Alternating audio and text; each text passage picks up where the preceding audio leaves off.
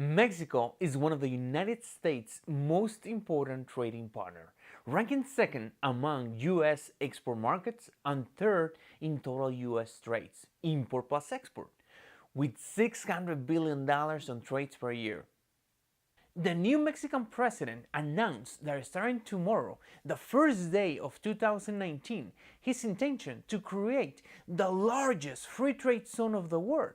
This free trade zone covers all the border with US, approximately 2,000 miles, and will stretch into Mexico 15 miles, covering 6 states and 43 cities. There are two main benefits for the manufacturing industry in this free trade zone.